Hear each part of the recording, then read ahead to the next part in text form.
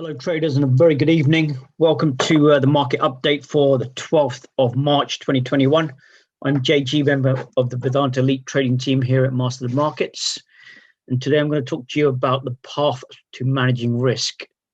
So previously we have spoken about, how when we manage the risk, the rewards will come themselves. So there's always a route to everything. So we have a plan and a strategy. So what we can do is, what I'm going to share with you is a path that we take. So when we have trades forming, we'll have an entry point, maybe the high of the bar and a stop loss at the low of the bar. And as the market moves along, then we'll keep on trailing our stop loss. And as we trail our stop loss, eventually the market will turn and take us out at a point. Okay. However, that's one strategy, trailing behind every bar.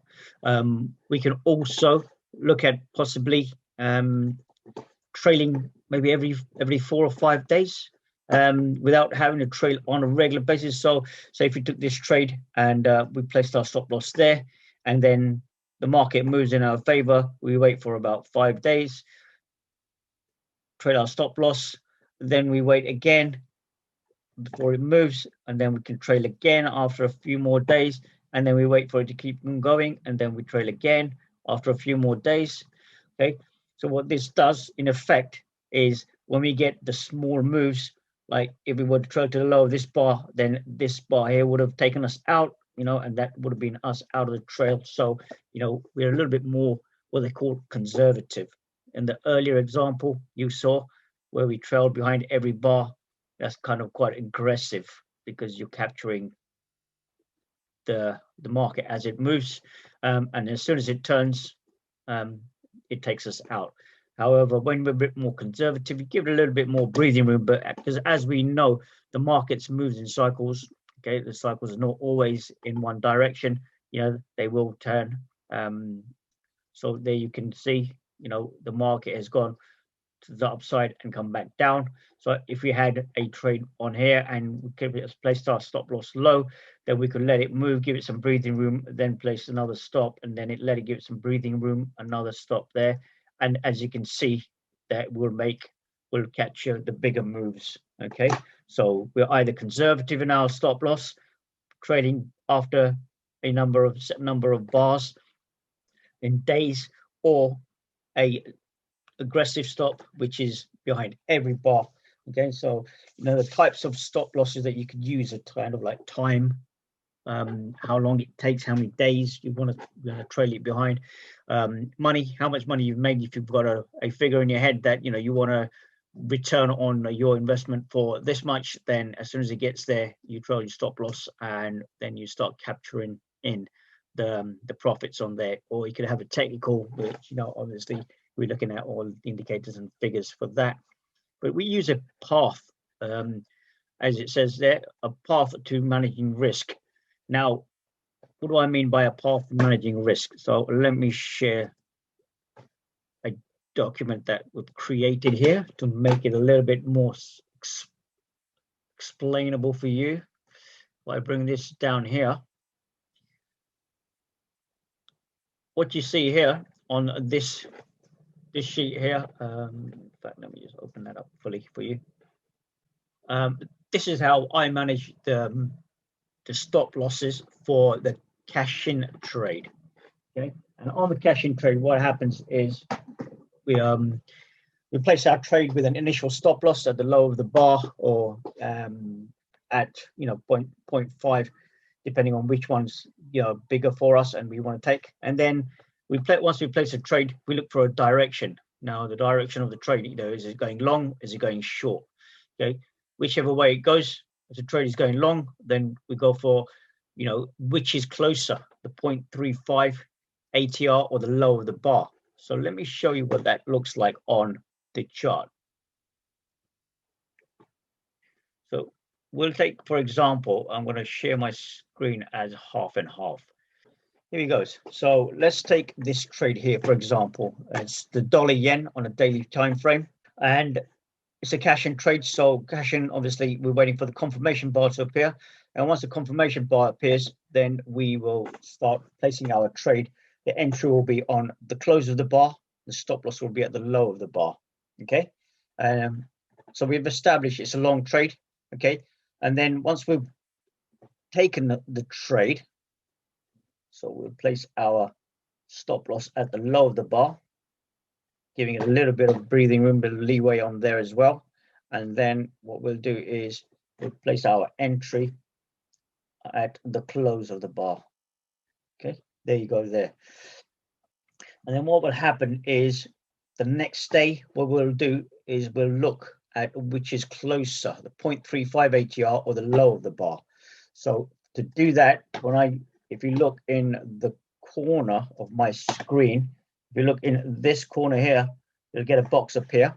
Right, so as you can see here, in the corner, you'll see some figures showing up, and on there you can see the 35% of ATR 10. You've got 50% ATR 10, 75%, and 300%. So what I'm looking for is the 35% of ATR. Okay, so what I'll do here is where it says which is closer, 0.35 ATR or the low of the bar, then I will go to the next day.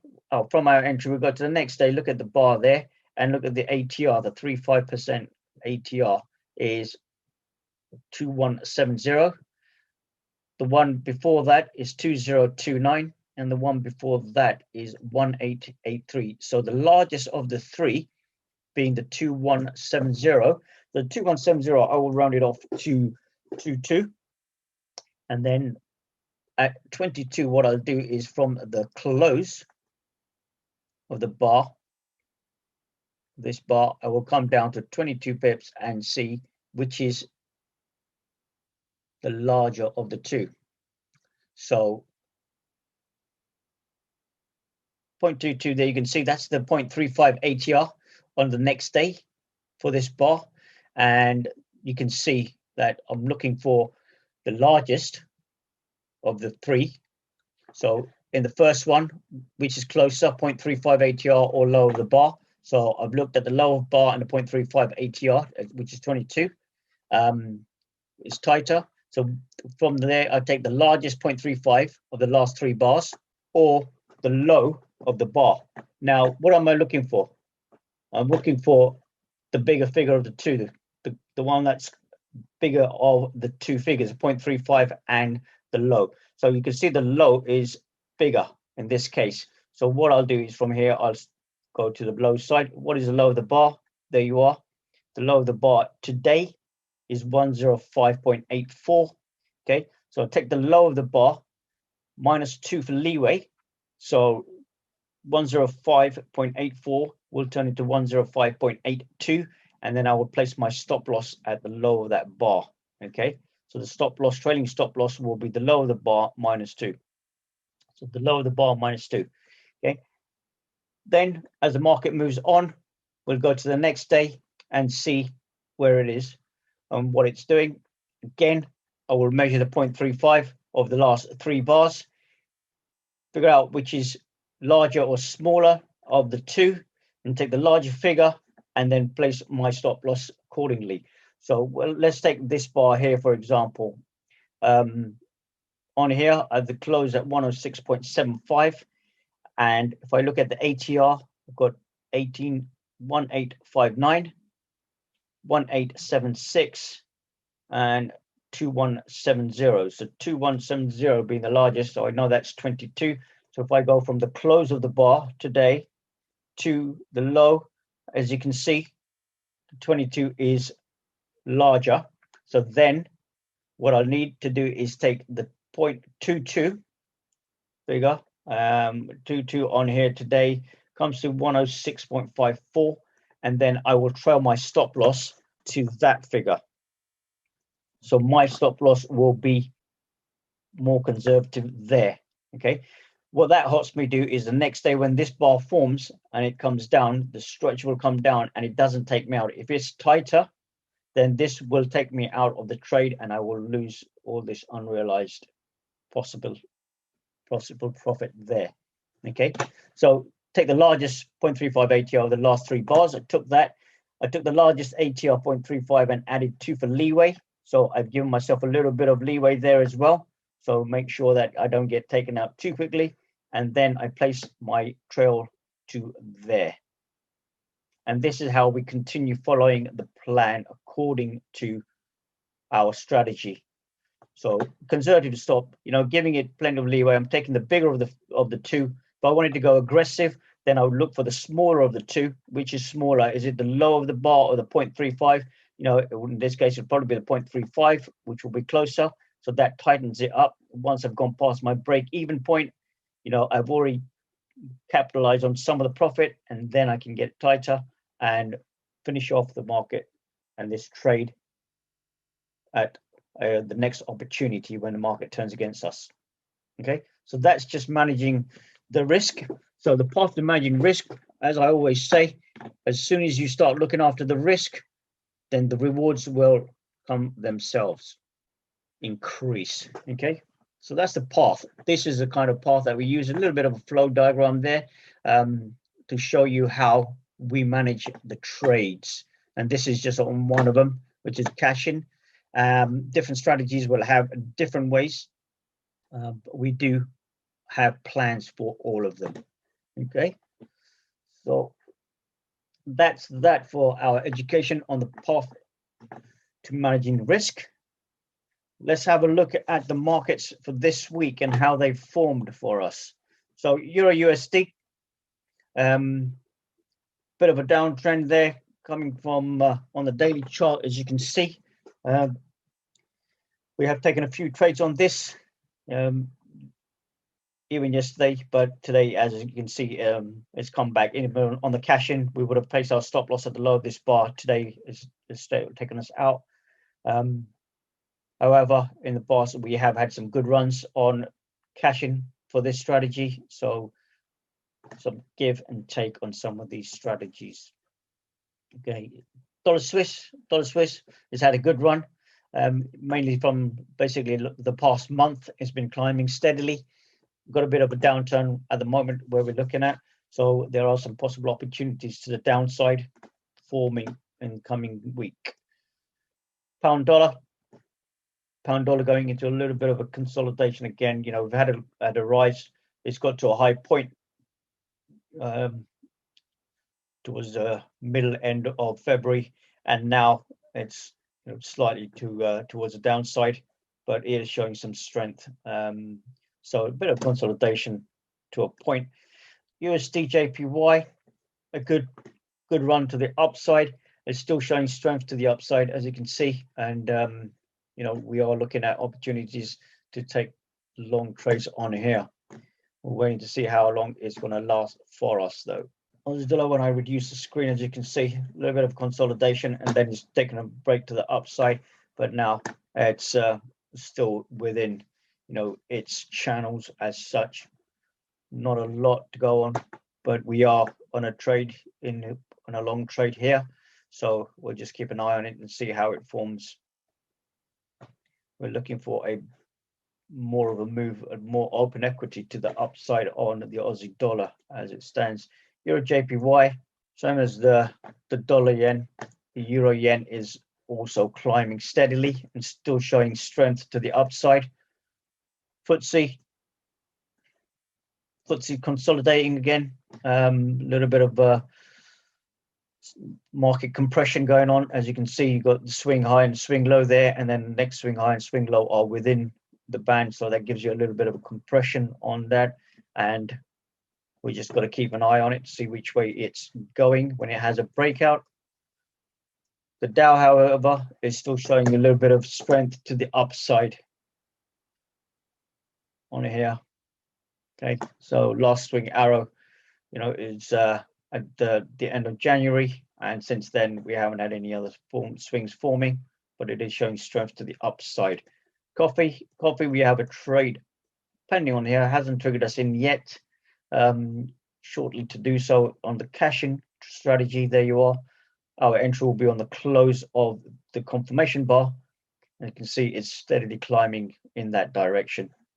So that's coffee, having some good runs. Oil, Brent oil we have taken a few trades on here, and profitable trades as well. So, there you go. Still climbing steadily, very steadily, as you can see, since October, end of October last year. It's just had a gentle climb all the way to the top, and still showing strength to the upside. One to keep an eye on for, silver. Silver showing a little bit of a downtrend on silver, even though the market has verted to go slightly up there towards this week. As a whole, in the past month, you can see it's showing more strength to the downside than an upside. So, yeah, it's losing some momentum as we speak this week, but nothing more on there. And Bitcoin has regained again. So last high there, as you can see, just shy of 58,000, and now it's going back to the 58,000 plus mark. So yeah, Bitcoin still climbing and still rising. Okay, it's had a good successful run, which is good to see in the markets. We like some long moves. For some of our strategies, we'll look for these kind of moves where they run for longer. 20% of the time they take these long moves, and we are looking to capture those as we go along. Moving on, let's have a look at the journal for this week, and see where we've ended up. So in the elite room, on the primary runner strategy, 20%, we had no trades this week. On the primary runner, 70% was the same, no trades, nothing on the Cashin 20%. But on the Cashin 4.0, 70% open equity strategy, we had a trade and made a 1% profit on that trade. There was nothing further on the continuation patterns for this week on the quick exit or the slow exit the week. So therefore, the total for the elite room this week is 1% up for us.